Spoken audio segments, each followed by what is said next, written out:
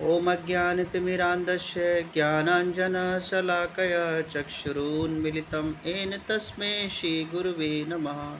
श्रीचैतन्यमनोभीष्टं स्थापितं येन भूतले स्वयं रूपं कदा मह्यं ददाति स्वपदान्तिकं। वन्देऽहं श्रीगुरुवे श्रीयतुपदकमलं श्रीगुरुन् वैष्णवश्च श्रीरूपं साग्रजातं सहगणरघुनाथयविन्तं तं सजीवम् सादित्वं सावधूतं परिजनसहितं कृष्णचैतन्यदेवं श्रीराधाकृष्णपादानुसहगणललिता श्रीविशाखा अवन्तश्च। हे कृष्ण करुणा सिन्धो दीनबन्धो जगत्पते गोपेश गोपिकान्त राधाकान्त नमस्तुते। तप्त कांचन गौरांगी राधा वृंदावनेश्वरी वृषभानुसुते देवे प्रणमामि हरिप्रिये। वाञ्छाकल्पतरुभ्यः कृपा सिन्धुभ्यो एव च पतितानां पावनेभ्यो वैष्णवेभ्यो नमो नमः। जय श्री कृष्ण चैतन्य प्रभु नित्यानंद श्री अद्वैत गदाधर शिवासादि गौर भक्तवृंद। हरे कृष्णा कृष्णा कृष्णा हरे हरे, हरे राम राम राम हरे हरे। नमो ओम विष्णुपादाय कृष्ण पृष्ठाय भूतले श्रीमते भक्तिवेदांत स्वामिने इति नामने। नमस्ते सरस्वती देवे गौरवाणी प्रचारिणे निर्विशेष शून्यवादी पाश्चात्य देश तारिणे।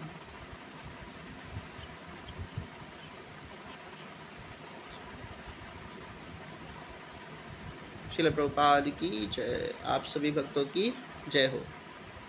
तो जैसा कि आप सभी भक्तों को पता है कि आज हम एकादशी का पर्व पावन दिन है, तो आज हम एकादशी का महत्व का वर्णन करेंगे, एकादशी कथा को सुनेंगे। तो आप सभी भक्तों से निवेदन है कि मुझसे कुछ अगर त्रुटि हो जाए तो आप मुझे क्षमा कर दें, और हम सब एकादशी कथा को बड़ी श्रद्धा भाव से श्रवण करने का प्रयत्न करें। तो आज है आनंदा एकादशी। आनंदा एकादशी महापर्व की जय हो। आइए कथा का श्रवण करते हैं।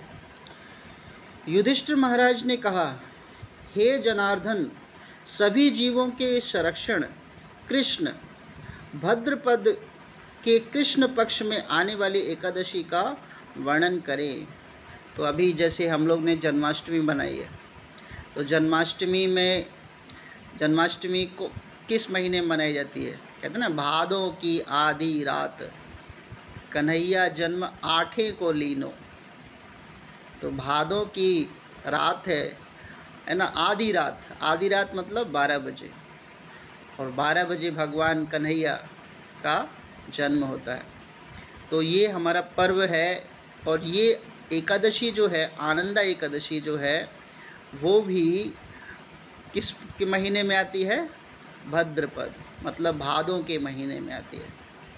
तो इसलिए क्योंकि भगवान के आने के बाद एकादशी है, तो इतना मतलब भगवान क्या है, उसकी भगवान की कृपा इसमें ज़्यादा है। तो इसलिए हमें इस एकादशी का बड़ा गंभीरतापूर्वक पालन करना चाहिए। परम भगवान श्री कृष्ण ने उत्तर दिया, हे राजन, कृपया ध्यान पूर्वक श्रवण करें। तो आप सभी भक्त भी क्या करें? ध्यान पूर्वक क्या करें? कथा का श्रवण करें। इस पाप विनाशक पवित्र एकादशी का नाम अजा एकादशी है। ठीक है, आनंदा एकादशी बोलते हैं और अजा एकादशी भी बोलते हैं, भगवान श्री कृष्ण कहते हैं। जो व्यक्ति इस एकादशी पर पूर्ण उपवास का पालन करता है और इंद्रियों के स्वामी भगवान ऋषिकेश की आराधना करता है, वह समस्त पापों से मुक्त हो जाता है। तो एकादशी का पालन करना है, पूर्ण उपवास करना है। और पूर्ण उपवास देखिए, इंद्रियों को संयमित करके किया जाता है। हमारी 5 है ना ज्ञान इंद्रियां हैं और 5 कर्म इंद्रियां हैं, तो और 11वां हमारा मन है। तो इन इंद्रियों को भगवान कृष्ण के प्रति समर्पित किया जाता है, और वही कर्म किए जाते हैं जो भगवान के लिए अच्छे हों, है ना। तो सारी इंद्रियां आज के दिन भगवान को समर्पित कर देनी है, अपने चित्त को भगवान में रखना है ना, कहीं इधर उधर नहीं देखना है। कुछ भक्तों को जो कथा नहीं पता होती है तो कथा से जुड़ते नहीं हैं, तो वो एकादशी के दिन चाय भी पीते हैं, तो चाय भी नहीं पीनी है ना। कुछ भक्त लोग इस्कॉन के वो तो नहीं पीते, लेकिन जिन भक्तों को नहीं पता है तो आप भी प्रचार कर सकते हैं कि एकादशी के दिन चाय भी नहीं पीनी है। दूसरे कुछ भक्त लोग क्या है कि फ़ोन पर टेलीविज़न पे तो चलो देखते हैं कुछ भक्त लोग, लेकिन टेलीविज़न भी नहीं देखना होता, क्योंकि उसमें भी भौतिक सीरियल चलते हैं, तो भौतिक सीरियल्स को नहीं देखना। अगर देखेंगे तो मन तो जाएगा ही फिर, है ना। मान लो एक कभी कभी ऐसे भी भक्त होते हैं कि एकादशी बहुत बड़ी लग रही है, चलो कोई 3 घंटे की फ़िल्म लगा लेते हैं, तो 3 घंटे की फ़िल्म लगा ले तो 3 घंटे फ़िल्म में आपकी जो बुद्धि जो है, मन जो है, इंद्रियां जो है वो कहाँ चली जाएंगी, है ना। वो तो फिल्म में हीरो हीरोइन के पास चली जाएंगी। हीरो हीरोइन को नहीं प्रसन्न करना है, हमें इंद्रियों के स्वामी ऋषिकेश को प्रसन्न करना है। तो इसलिए क्या करना चाहिए, हमें फिल्में भी नहीं देखनी है। कुछ भक्त लोग टीवी पे फिल्म नहीं देखते हैं तो फेसबुक चलाते हैं, इंस्टाग्राम चलाते हैं, यूट्यूब पर पता नहीं क्या क्या सर्च करते हैं, तो वो भी नहीं देखना है। आज के दिन सिर्फ़ और सिर्फ कथाएं भगवान की, है ना, बड़े ध्यान से सब श्रवण करनी है। तो तभी हमारे जो इंद्रियों के स्वामी ऋषिकेश हैं भगवान श्री कृष्ण जो हैं वो प्रसन्न होंगे, और पूर्ण एकादशी का व्रत का फल हमें तभी प्राप्त होगा। ठीक है, आप सभी इस प्रकार का कोई भी कर्म नहीं करेंगे आज। वह समस्त पापों से मुक्त हो जाता है। हे राजन, इस एकादशी की महिमा श्रवण करने मात्र से, देखिए ये बड़ा सौभाग्य है कि हमारे ग्रुप में ही केवल एकादशी की कथा चल रही है और किसी ग्रुप में नहीं है। तो आप सभी बड़े सौभाग्यशाली हैं, और मैं भी सौभाग्यशाली हूँ कि हम सब एकादशी की कथाओं को नियमित रूप से सुनते हैं। तो श्रवण मात्र से क्या हो जाता है, पूर्व जन्मों के जितने भी पाप होते हैं वो नष्ट हो जाते हैं। इस एकादशी की महिमा श्रवण करने मात्र से अपने पूर्व जन्मों के पापों से मुक्त हो जाता है। हे राजन, भौतिक और स्वर्गिक लोकों में इससे कोई भी दिन श्रेष्ठ नहीं है, इसमें कोई संशय नहीं है। देखिए, भौतिक और स्वर्गिक लोकों में से इससे दिन कोई श्रेष्ठ नहीं है। इसलिए एकादशी जो है महापर्व है, पर्व नहीं है, महापर्व है। इसलिए हम बोलते हैं ना, एकादशी महा महोत्सव की जय हो। तो इसीलिए महापर्व में हमें बड़े दिलचस्प, जैसे हमारा मन लगता है ना, दीपावली हमें सबको पता फेवरेट है, सभी त्योहारों का फेवरेट दीपावली है। तो दीपावली के दिन हम लोग कितने खुश होते हैं, है ना। धन की लक्ष्मी की पूजा करते हैं, पटाखे, बच्चे खुश होते हैं, पटाखे फोड़ते हैं। तो इसीलिए हमें भी इस पर्व को बड़े खुश होकर मनाना चाहिए। कुछ भक्त लोग बोलते हैं कि अरे 15 दिन में एक, अरे बार आ जाती है, जल्दी जल्दी आ जाती है। ऐसा नहीं बोलना चाहिए, जल्दी जल्दी आ रही है वो हमारी शुद्धि के लिए आ रही है। हम अपनी इंद्रियों को क्या कर रहे हैं, कंट्रोल कर रहे हैं। इसलिए हमें क्या करना चाहिए, एकादशी का 15 दिन के लिए वेट नहीं करना चाहिए, हर हफ्ते एकादशी के लिए वेट करना चाहिए। क्योंकि पहले क्या होता था कि कभी कभी माताएं और प्रभु जी क्या है मंगलवार का जैसे व्रत रखते, तो मंगलवार का व्रत जो क्या होता था, हर हफ्ते आता था ना। तो एकादशी जो है मतलब कम से कम 15 दिन में आ रही है, तो कम से कम ये थोड़ा अच्छा ही है। तो इसीलिए हमें बड़ा खुश होकर मनाना चाहिए। ये नहीं सोचना चाहिए कि अरे महीने में 2 बार व्रत रखना पड़ेगा। अच्छा है, स्वास्थ्य के लिए भी अच्छा है और हमारी इंद्रियों के लिए भी अच्छा है। तो इसके लिए हमें क्या करना चाहिए, हमें भौतिक और स्वर्गिक लोकों में इसमें कोई भी दिन श्रेष्ठ नहीं है, इसमें कोई संशय नहीं होना चाहिए। ये हमारा डाउटलेस होना चाहिए कि हम कभी कहते हैं कि अरे एकादशी रख रहे हैं, क्या हम भगवान के पास जाएंगे? अरे डेफिनेटली जाओगे। एकादशी रख रहे हो तो भगवान के धाम ही जाओगे और कहीं जाना नहीं है। भगवान को प्रिय है, भगवान के लिए तो अगर थोड़ी सी सेवा हो तो भगवान कितना कृपालु हो जाते हैं। तो एकादशी रखने पर तो भगवान कितना मतलब कृपालु है, कितना एहसान मानते हैं कि ये भक्त मेरे लिए व्रत रख रहा है। तो भगवान ने अपने दरवाजे खोल दिए हैं, है ना। तो इसीलिए क्या है, हमें इसमें कोई डाउट नहीं होना चाहिए, इसमें कोई संशय नहीं होना चाहिए। तो आइए भगवान श्री कृष्ण कथा सुनाते हैं, आप भी ध्यान पूर्वक सुनिए। एक समय राजा हरिश्चंद्र नाम का राजा समस्त जगत का सम्राट था। तो आप सभी भक्तों ने सुना होगा हरिश्चंद्र राजा की कथा, है ना, सत्यवादी राजा हरिश्चंद्र। तो एक समय हरिश्चंद्र नामक राजा समस्त जगत का सम्राट थे। वह अत्यंत सत्यनिष्ठ थे। सत्यनिष्ठ मतलब सत्य को नहीं त्यागते थे, चाहे, है ना, कुछ भी हो जाए, लेकिन वो अपने सत्य को नहीं छोड़ते थे। आजकल तो हम लोग तुरंत ही झूठ बोलना शुरू कर देते हैं, लेकिन सत्यवदी राजा हरिश्चंद्र जो है हमेशा जो है सत्यनिष्ठ पर थे। उनकी पत्नी का नाम चंद्रामती और पुत्र का नाम लोहिताश था। दुर्भाग्यवश एक समय ऐसा भी आया कि अपने समस्त राज्य से च्युत हो गए और उसे अपनी पत्नी पुत्र को भी बेच देना पड़ा। तो एक बार ऐसा समय भी राजा हरिश्चंद्र के समय सत्य, देखिए, जो भक्त ज़्यादा ही निष्ठा, ना ज़्यादा ही मतलब सत्य के मार्ग पे चलते हैं, भक्ति का मार्ग प्रगाढ़ होता है, उनके जीवन में ही कष्ट आता है। जो भक्ति नहीं कर रहे वो तो आनंद में है, मौज में है, और जो भक्ति करेंगे वो कष्ट में है। जैसे सत्य, है ना, सत्यनिष्ठ राजा हरिश्चंद्र के जीवन में कष्ट आया। इतना भयंकर कष्ट तो हम लोग तो अगर मान लो हमारे जीवन में आ जाए तो हम तो सत्य के रास्ते पे छोड़ देंगे, तुरंत झूठ के रास्ते पे चलना शुरू कर देंगे, सत्य तो बोलेंगे ही नहीं। लेकिन राजा हरिश्चंद्र की पत्नी, है ना, चंद्रमती और पुत्र लोहिताश, ये सारे मतलब बिच गए और इतना राजा से क्या बन गए, एकदम फकीर बन गए। लेकिन फिर भी उन्होंने सत्य को नहीं त्यागा, है ना। इसी तरह हम भी निश्चय करें कि हम चाहे कुछ भी हो जाए संसार में, लेकिन हम कृष्ण को कभी ना त्यागें, है ना। ये निष्ठा होनी चाहिए हमारे जीवन में कि कृष्ण को हम कभी ना भूलें। तो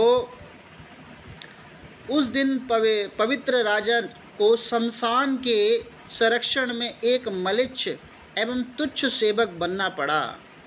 तो हरिश्चंद्र जो थे वो भी कहाँ पे गए, शमशान की भूमि पर, वहाँ पर सेवा करते थे, है ना। जो मर जाते थे उनका अंतिम संस्कार क्रियाक्रम करना पड़ता था। बताओ, राजा को करना पड़ता है। ये कर्म किसका होता है ना, जो नीची मलिच्छ जाति होती है ना, उनका होता है। उसको चांडाल कहा जाता है, उनका कर्म होता है ये। तो इस प्रकार राजा को कर्म करना पड़ता था। ऐसी तुच्छ सेवा करते हुए भी वह अपनी सत्यता और चरित्र को नहीं त्यागा। जिस प्रकार सोमरस को किसी अन्य तरल पदार्थ में मिला देने पर भी वह अपने अमृतत्व का गुण नहीं खोता।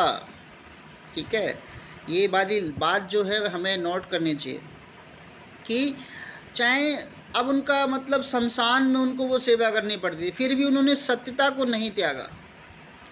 इसका उदाहरण क्या है कि जैसे सोमरस होता है ना, सोमरस किसने पिया, देवताओं ने पी रखा है, इसलिए वो देवता जो हैं वो हमेशा उनका सौंदर्य बना रहता है।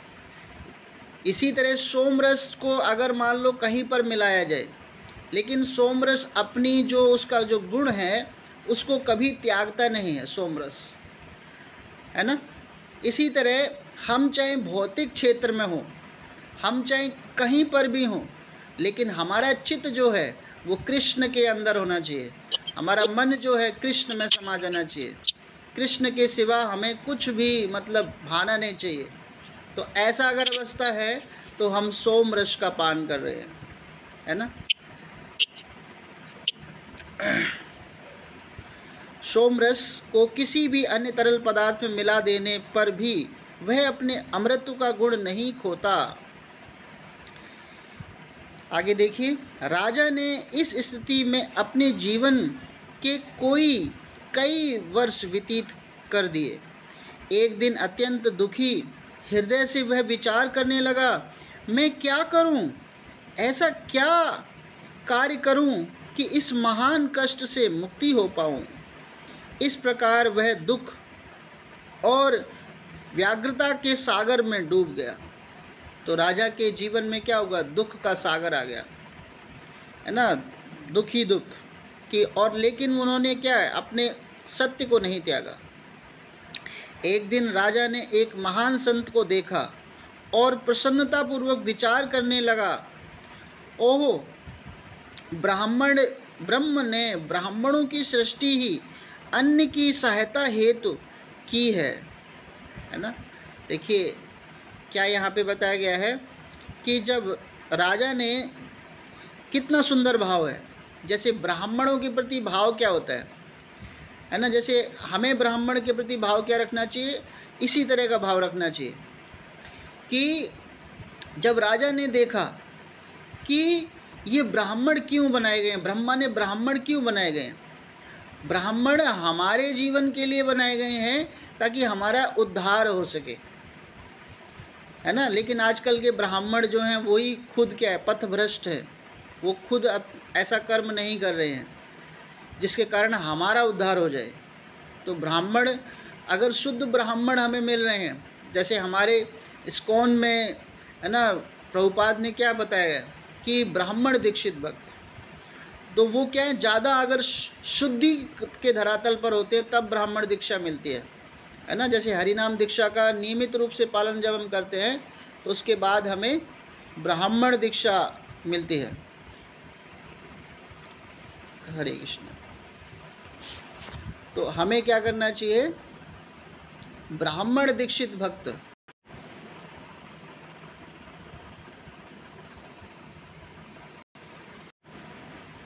हरे कृष्ण।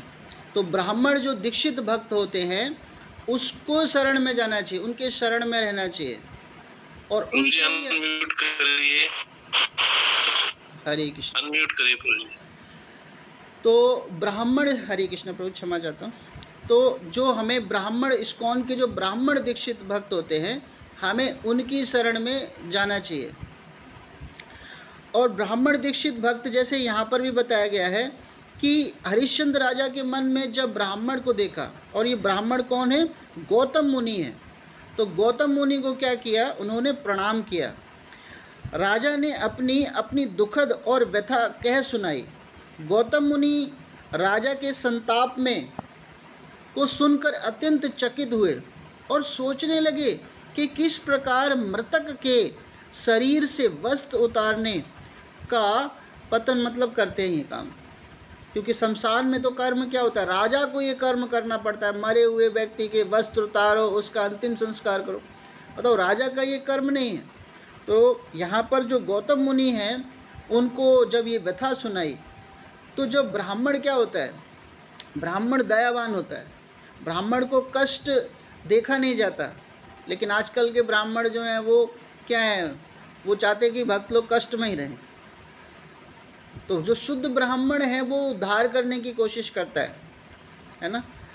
तो गौतम मुनि ने राजा पर करुणा करके उन्हें शुद्धतापूर्वक भद्रपद एकादशी व्रत का पालन करने का निर्देश दिया। देखिए गौतम मुनि ने कहा कि आप ऐसा करिए कि जो ये वाली आनंदा एकादशी आती है, अज्जा एकादशी आती है, इसका पालन करिए।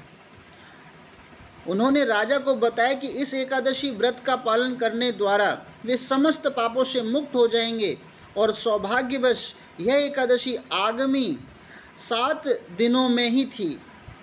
तो आने वाले 7 दिनों में एकादशी उस समय थी। मुनि ने कहा, हे राजन, मैं आपके आग्रह करता हूँ कि आप इस व्रत का दृढ़तापूर्वक पालन करें, है ना। हमें भी क्या एकादशी को दृढ़तापूर्वक पालन करना चाहिए। इसको ऐसा नहीं है कि हम जाना तो चाहते हैं भाई भगवान के धाम, लेकिन पालन हम एकादशी का करेंगे दृढ़तापूर्वक नहीं। तो एकादशी का पालन दृढ़तापूर्वक करना चाहिए। इसीलिए हमने, है ना, प्रभु जी से कहा है कि रात्रि में कीर्तन का प्रोग्राम भी रखें, तो प्रभु जी रखते हैं। तो उसमें भी हमें, जो भक्त कीर्तन में नहीं जुड़ते, इट मीन्स क्या है कि वो दूसरे कीर्तन में जुड़ रहे हैं, वो कहीं ना कहीं भौतिक कीर्तन में जुड़ रहे हैं, इसलिए कीर्तन में नहीं जुड़ते।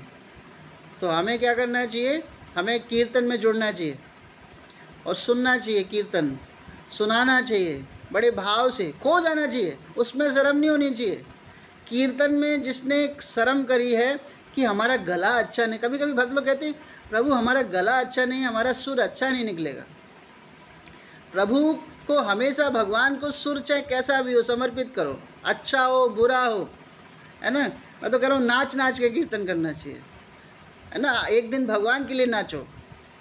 तो इस प्रकार जो है, जिस प्रकार कीर्तन का सोचना चाहिए, जैसे हमारी संगीता माता जी, कृष्ण मुरारी प्रभु जी, ये कीर्तन जब करते हैं उस भाव में कीर्तन करना चाहिए।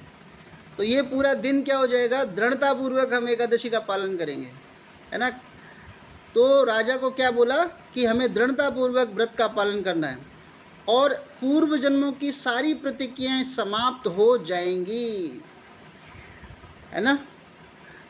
देखिए हमारा जन्म क्यों हुआ है, हम इस धरती पर दोबारा क्यों आए हैं, क्योंकि पिछले जन्म ने हमने बहुत बड़े कांड करे हैं, है ना, बहुत सारे पाप करे हैं, इसलिए हमारा पुनर्जन्म हुआ है। तो अगर हम एकादशी रख रहे हैं, दृढ़तापूर्वक पालन कर रहे हैं, तो हम पिछले जन्म के, जो पूर्व जन्म के हमारे जो कांड हैं, मतलब जो बुरे कर्म हैं, वो क्या हो जाएंगे, नष्ट हो जाएंगे। तो पिछला हिसाब किताब क्या हो जाएगा, चुकता हो जाएगा, है ना। मान लो किसी ने पैसे ले रखे हों, किसी से उधार ले रखे हों, तो बहुत सिरदर्द रहता है कि भाई कब दें कब दें कब दें। तो ये जो हमारे भार चढ़े हुए हैं पिछले जन्म के, अगर हम एकादशी को दृढ़तापूर्वक पालन कर लें, है ना, तो ये सारे जो भार हैं वो सारे मुक्त हो जाएंगे और हम, है ना, बैलेंस शीट से मुक्त हो जाएंगे।